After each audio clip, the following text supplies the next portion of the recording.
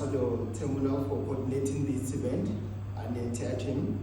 We're going to focus on 3 key thematic areas discussing that the future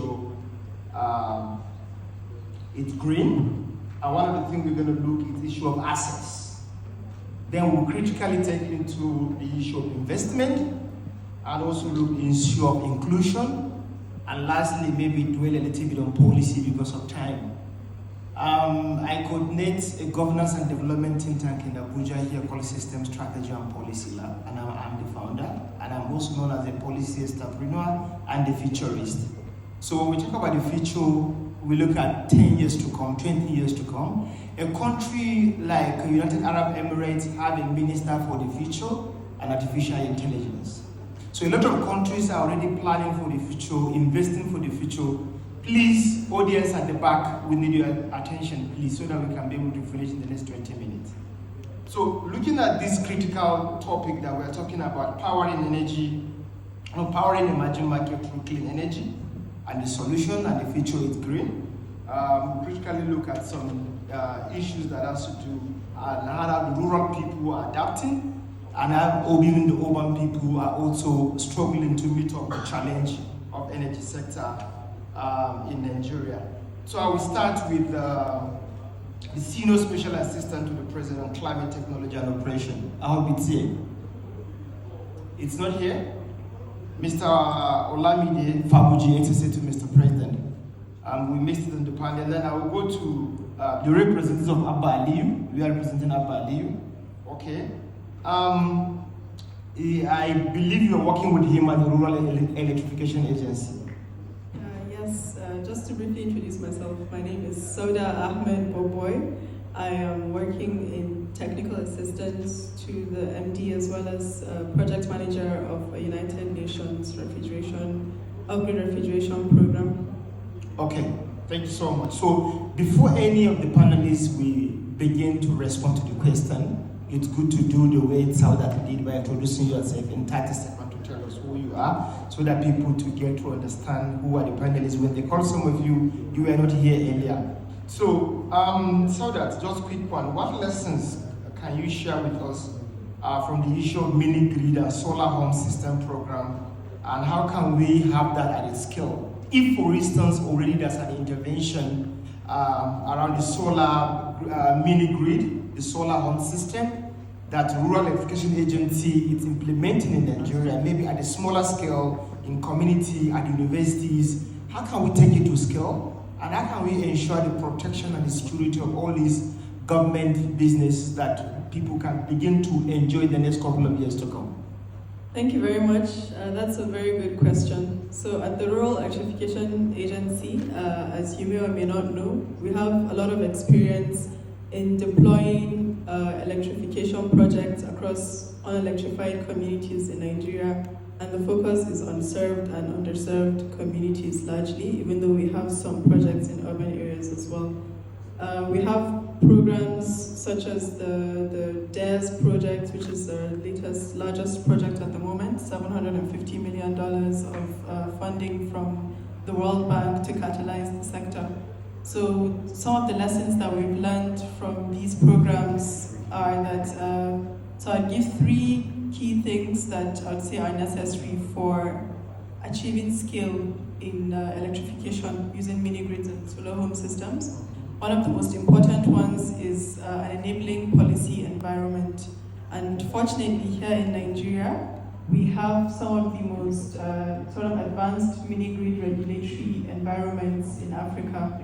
And we have the mini-grids regulation, which covers some very key sort of aspects. And 1 or 2 examples that I'll give are, first of all, it gives investors that visibility of what happens to their assets once they've deployed them to these sites.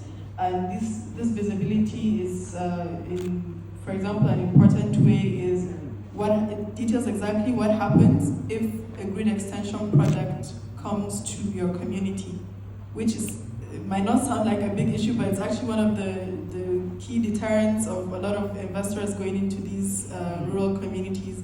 So the regulatory document details that. And then another key, I think, part of that regulatory document is also the way that it delineates between the different thresholds of the size of mini-grids. So for example, below 100 kilowatts, there's much less regulation. You only need to register your project, as opposed to above 100 kilowatts where there's a lot more red tape and regulation. And this is very important because, as we know, this is a new space that a lot of people might be a bit hesitant to go into. So when you say that you can actually deploy projects at a smaller scale with less regulatory barriers, it allows even large-scale investors to test things out at a smaller scale before scaling up, and it also allows smaller players to participate in the. Okay, thank you. Quick one. I'm a little bit interested in the $750 million World Bank intervention. When you mentioned $750 million, I don't want to make an attempt to calculate it in naira yet, but I want to match with the impact. We find ourselves in a country where we spend a lot of money, we do a lot of investment, but where are the results? Where are the impacts? Who are the people that are benefiting? In 1 minute, before I go to the next panel, can you tell me, with $750 million, how many people do you intend to touch and change their lives? That's a very good question. So this funding was provided to us by the World Bank as a result of the success that we were able to achieve from previous projects. So prior to the DES project, we had the Nigerian Electrification Project, which was also funded by the World Bank and the AFDB. That was about 500 million, and from the success of that project, they were able to increase the funding. So one of the most important things that project helped us to realize is the number of people. Yeah, of course. If you look at because you mentioned additional 500 million, right? Plus 750 million. Yeah. So 100 and something million, the number of people that will change their lives. If you look at the scale of the problem we have in Nigeria, in Africa we have the largest number of unelectrified people. I know the number of people. Almost 100. Thank you so much. Let's put our hands together for her so that we can be able to guest panelists. Engineer Abdullah Kasim, thank you for having here. Waits happen to be my neighbor, but you're also a neighbor here today once again. So very quickly, we want to know the role. After you introduce yourself, then you tell us the role that hybrid gas solar system play in stabilizing Nigerian energy transition crisis. When Osubanjo was the vice president, he led the country energy transition policy from the office of the vice president. Now it will be good to hear from you, movement, let's reflect back from that moment to now. Where are we, and how can we be able to say the hybrid gas solar system play an important role, and in its play, how does it affect the lives of people in Nigeria? How many communities, how many states, how many people? Thank you so much. All right. Thank you, Dr. Good afternoon, everyone. My name is Engineer Abdullah Kasim. I work with Niger Delta Power Holding Company, responsible for the generation of the company. For those of us that doesn't know what we do, NDPSC is a holding company for the NIPP, National Integrated Power Projects, which was a success because we were able to build almost 4,000 megawatts of capacity, and with a lot of associated infrastructure for transmission and distribution across the value chain, and that's the mandate. So this was conceived in 2005, and since then we are still on some projects that are ongoing to add about 1,000 megawatts of capacity to the national grid. Talking about because I happen to be in this NDPSC for almost 5 years now. My first tenure, which the vice president, who happened to be the chairman of the board of the directors of NDPSC, the former vice president, President Shubanjo. Of course, we were part of the Nigerian Electrification Program. We were part of the success stories that REA is just mentioning today, that how we scale up access of electricity to unserved and underserved communities. We were able to do deployment of solar home systems with a private company, solar, about 100,000 units of that. But on the larger scale, because we are big, right? We deal with big projects. Ongoing collaboration with South Africa to build a utility scale of 961 megawatts, solar with 450 megawatts battery storage has been in the pipeline, and this is about $2.5 billion credit financing from Exim Bank with the Ministry of Finance coordinating the disbursement of the resources. So this is something that we're doing, and it's something that is ongoing. This is addition to what we have in terms of capacity. Like I said, we are the biggest. NDPSC has invested more than $10 billion of power infrastructure, ensuring access, improving quality of supply to Nigerians.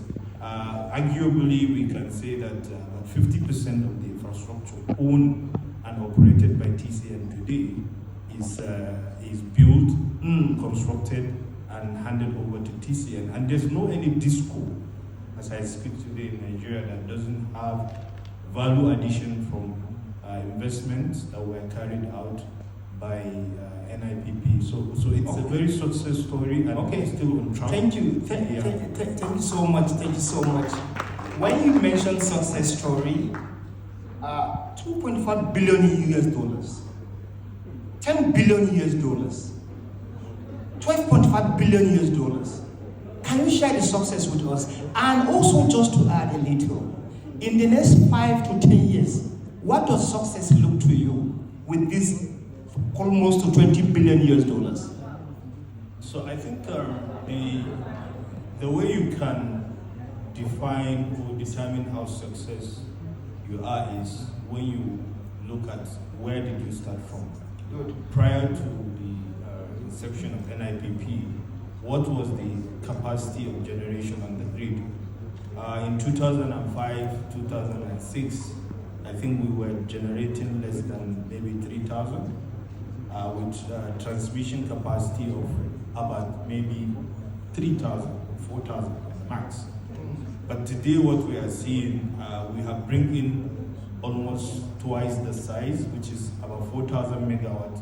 So out of the 13,000 gigawatts, 13,000 megawatts of installed capacity we have in Nigeria, about 40% is as a result of the investment of NIPP. So for me, I think it's a success because it has changed the narratives. From 3,000 to 4,000? Not 3,000 to 4,000.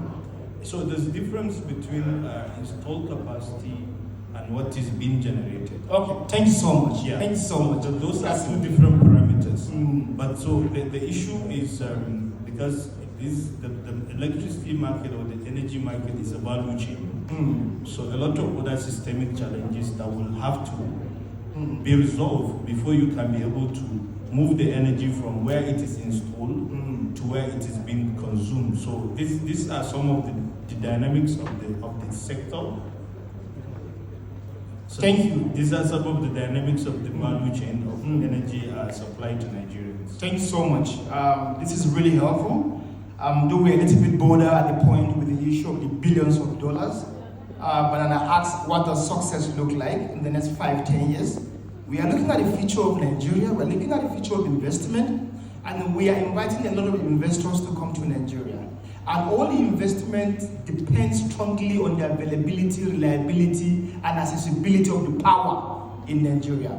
Without access, without being available, without being issued to reliability, that affects a lot of business.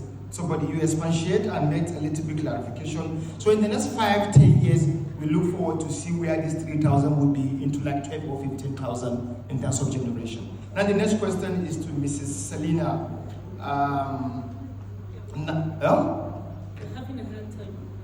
Yes, Selina Nachid, Head of Government Sustainability. We're going to look at issues of policies and incentives. And let me give you a good example of Ethiopia as a country. They have Ethiopian Airline. It was established in 1946. By next year, Ethiopian Airlines will be 80 years. Ethiopian Airlines has the biggest hotel in Africa called Skylight, with about 1,100 rooms, 20 restaurants in that hotel. Ethiopian Airlines linked their hotel with the airline. They deliberately add money to you so that you can sleep in the Skylight Hotel and you will eat in the restaurant. They make a lot of money. Now in Nigeria, let's come back home with a little background about Ethiopian and Skylight Hotel. What policy and incentive can you think we can be able to put in place so that we can have something like Ethiopian Airlines and Skylight Hotel that will be able to have a sustainability and compliance, and investors will come in to invest in Nigeria? Thank you. Thank you very much. My name is Selina Nanchim Ewawa. I work with the NMDPRA. I head the Environmental Management and Sustainability Department.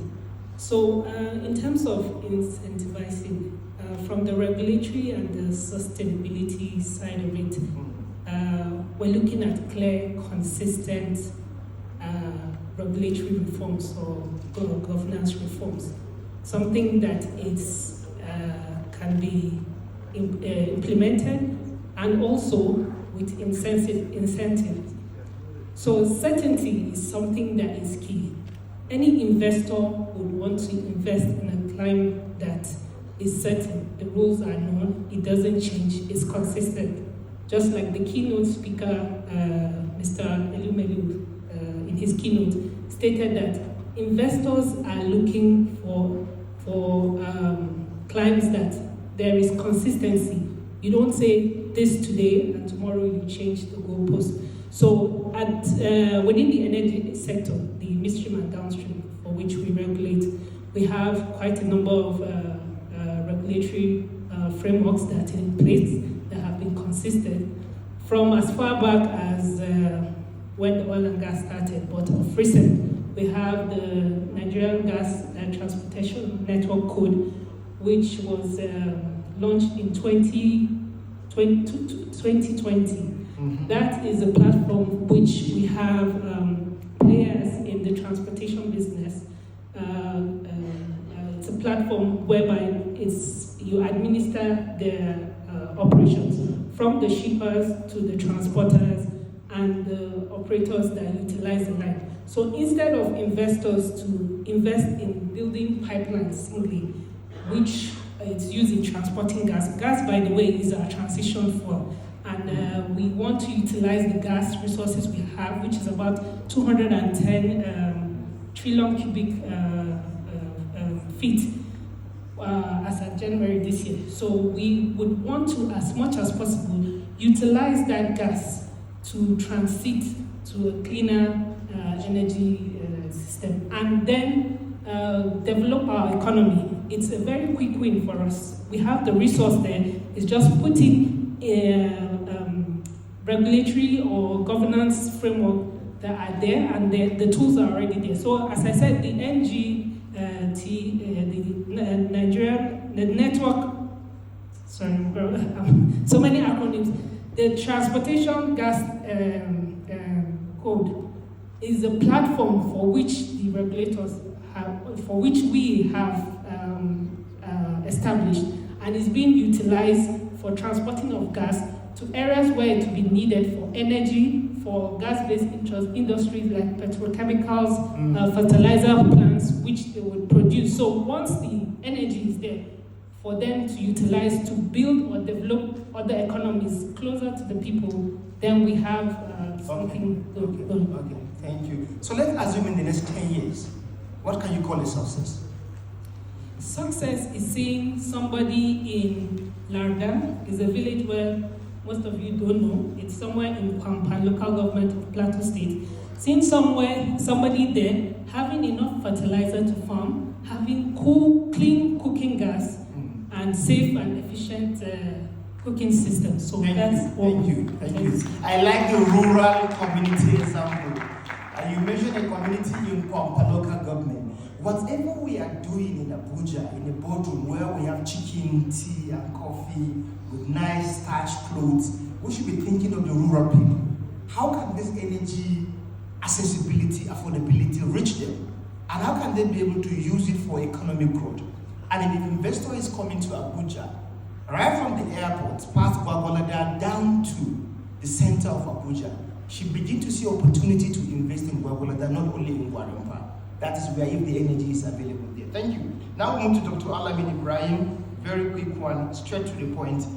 As an investor, what gives confidence in Nigerian renewable energy market? What confidence do we have in Nigerian renewable energy market? Okay, thank you very much, moderator. My name is Dr. Alamin Ibrahim Alamin, and I'm the Vice President, Phoenix Renewable Group. Coming from the private sector as an investor, what gives confidence on investor in the energy market in Nigeria, right? Number one, the populations and the higher energy poverty that we're having in this country. To some people, they will look at it as a challenge, but to an investor, an eco-investor, is an opportunity. This population that we have, and those challenges of lack of electricity, that we're having, if reframed, can be a very huge opportunity, for an investor. That's number one. Then number two, the access to finance, because if you have a project like the mini grid project that we're having now in the country, is what will drive the finance that you need for your businesses. So access to finance is where the need is, because the global climate financing mechanism are always clamoring for channeling the fund where it is needed. Where there is no energy, there is need for energy, and there is no need for financing, to finance such project. So the investors' confidence is where the need is, poverty, energy poverty, and then also where there is a need for that energy. SMEs businesses, like what we do in our company, trying to create small businesses in the local communities that will, be able to access the energy or to buy the energy that the mini grid project are constructing. So I think those are the Okay. No, just random. Okay, I think those are the areas where investors are looking for the energy, the poverty, the energy demand, the access to finance, and then if you add maybe a very, very conducive environment for the business to thrive. Okay. So Nigeria, can you say there's an enabling environment for an investor to come into Nigeria and invest in an energy sector? Let me take you just a little before you respond. In the research I conducted, there's what you call the energy ladder. When you want, in terms of cooking, the energy ladder begins with how the poor people are using the cow dung to cook. In the absence of cow dung, they use sticks to cook. In the absence of stick, they use kerosene. Where there's kerosene, or in the absence of kerosene, the richer people begin to use something like gas. From gas, they move to electricity. So you can see the ladder from cow dung, stick, firewood, kerosene, gas, electricity. What area of these have a kind of a greener aspect of an investment platform where investors can come into Nigeria and put in their resources? Yeah, if you ask me, because when you say from cow dung to stick to that goes back to what is obtainable in the local community. I'm a proponent of using biomass as a source of energy because I believe in circularity. Because in the local communities, most of our source of energy are biomass because we don't have gas. Thank you. So if you are an investor here, you come in with the millions of dollars to partner with Abuja Investment and Business Agency. Biomass is where to go.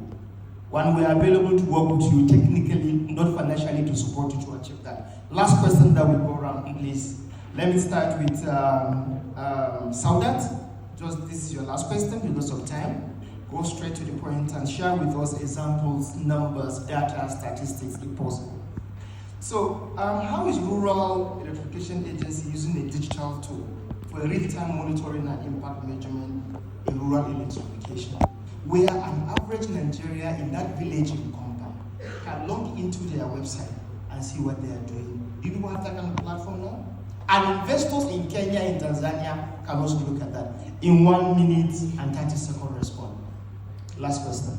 Sure, that's a very apt question because it's what we are currently building. We don't have it live yet on our website, but We work with digital tools to choose the communities that we are deploying to, and we are already collecting that data at the moment. So for them, we have millions of people impacted, and tens of megawatts of panels that have been deployed already.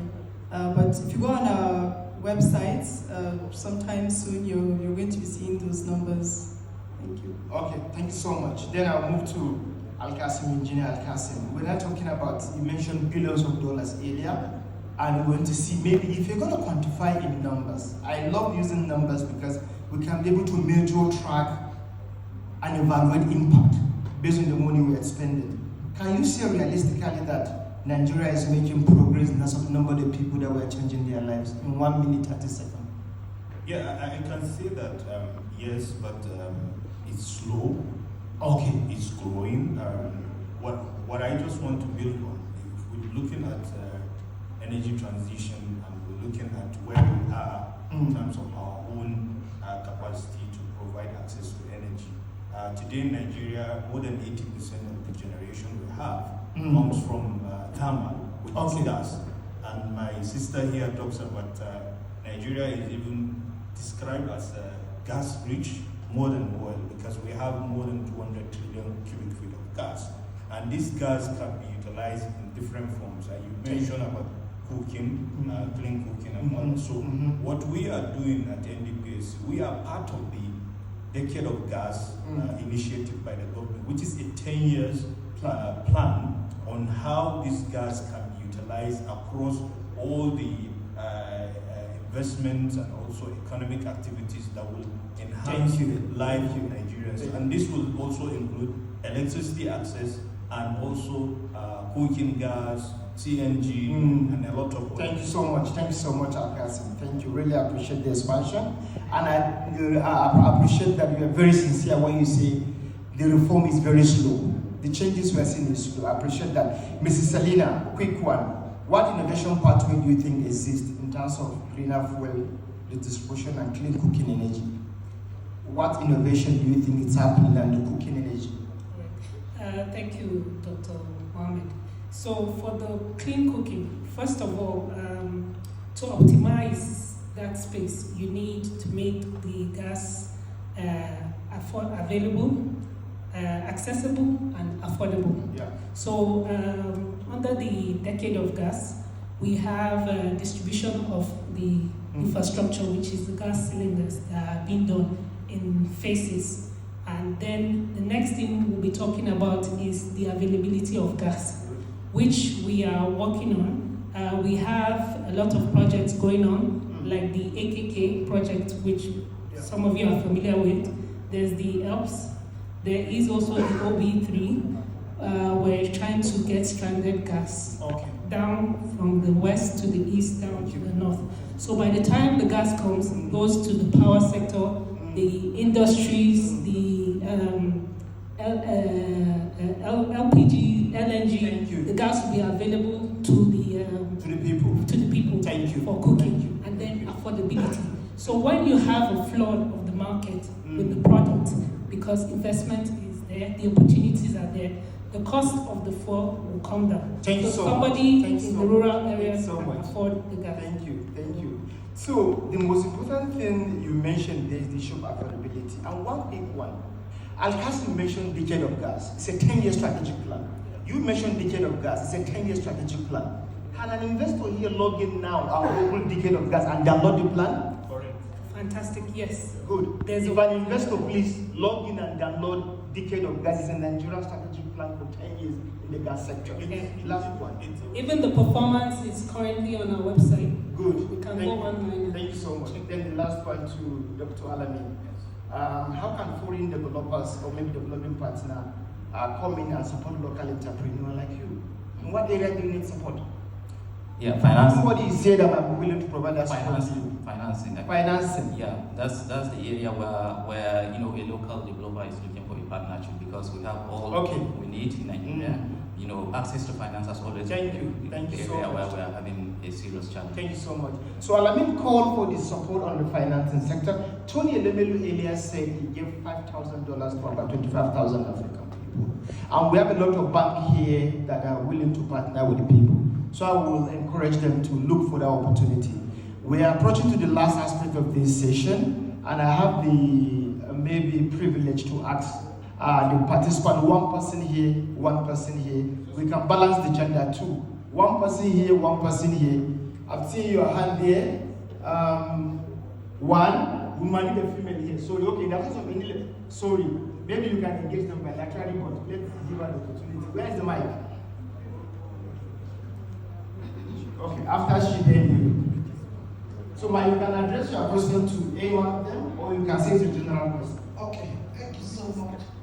This is a very fantastic session for the information sharing. But here, if we are considering the grassroots to benefit from all of this, we are talking about the green energy, then we need to consider awareness campaign.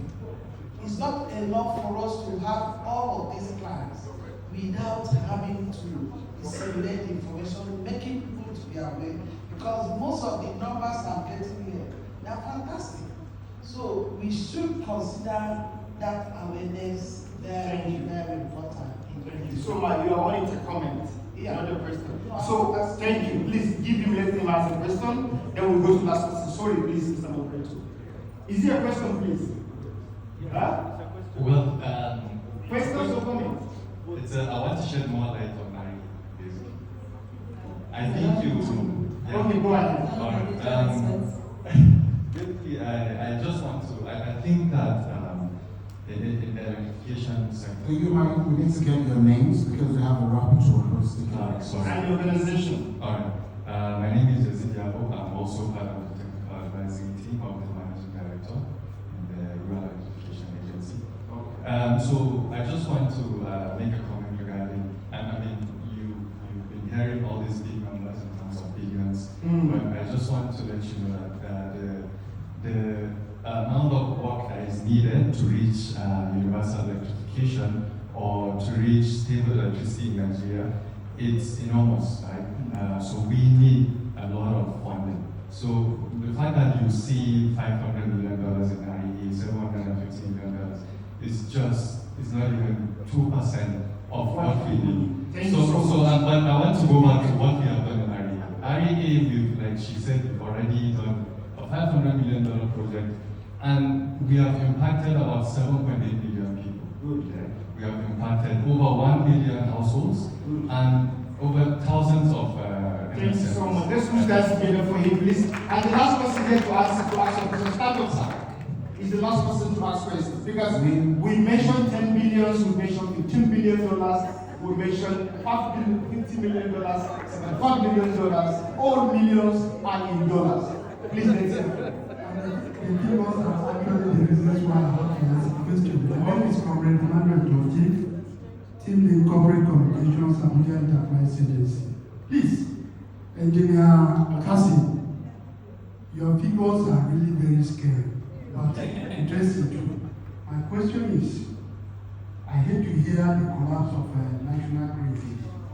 It's something that really gives me difficulty to understand that a nation of 227 million people could be said to be in darkness, and not once, not twice, many times in a year. Give me a sense of understanding why should Nigeria's villages structure collapse or say to collapse from time to time. I don't understand. I can't understand. Thank you so much. Sir, did you mention your name and your organization? Yes. Okay, thank you. So, I'll pass it over to you. Why the collapse of the national grid? For us, we are also a player in the value chain. Mainly, we are more on the generation side. But because it's a energy flow, a lot of other key subsector players are involved. Now, the grid collapse, for us, what we understand, because after every collapse, there is investigation and reports of what happened. So most of the time, one of the players in the value chain will have one fault or the other. For example, if we are on a generation of, let's say, 4,000 megawatts nationwide, and then somebody along the Gwagwalada Abuja line, which is a 330 kilovolt line, and then there's vandalization because people are actually, Nigerians are also not helping, but somebody will go and start losing the tower members, and then the whole line will collapse. So what happened to the system? The protection system has to also react in a way to protect itself. So most of the grid collapse that we have seen is a disturbance in the system that will trigger some response. And that response will now have to result into the system itself shutting down so that it will not cascade a lot of damage across the value chain. So of course, as a result of that, some part of Nigeria, which could be a partial collapse or a total collapse, some part of Nigeria will lose the energy. Now, but the bottom line is, this is just like a jigsaw puzzle, right? The power jigsaw puzzle has a lot of elements. Thank you. If these pieces are not working together effectively, you will continue to see a lot of these issues. Thank you. So I don't have much to answer for you because we are not TCN. But we are also been affected by the grid collapse. Because we lose a lot of time. Let's put our hands together for all of them again. So please, ladies and gentlemen, to recap this session, I have a very important point that Abuja Investment and Business Council, development partners, private sectors, investors that are here, we need to really work on 5 major things. 1, there's need for massive awareness because I put in about close to 30 billion that has been going into power sector, renewable energy in the future. 1, awareness. Number 2, the system. We need to work on the system that will protect our facilities. Al-Qasim mentioned issue of vandalization. Number 1, issue of awareness. Number 2, protecting our infrastructure through a very effective system. Number 3, monitoring and evaluation. We need to do a lot of impact evaluation, midterm evaluation, end of intervention evaluation. With evaluation, we'll be able to know where almost $20 to $30 billion is going. We need to put a lot of resources on evaluating and tracking result and measuring impact. Number 4, the issue of communication. A lot of things is happening in the power sector and renewable energy in Nigeria, but many people are not aware. We need to come up with a very strategic communication. I am working in the policy sector, but for the first time I hear about a decade of gas. Despite all my work in the past 20 years in the policy sector, it means maybe you people did not organize sharing of lessons, you did not organize dissemination, you did not conduct validation. And the last one is coordination. Whatever we are doing as a country, we need a strong coordination, we need a strong support system. Thank you so much for giving me the opportunity.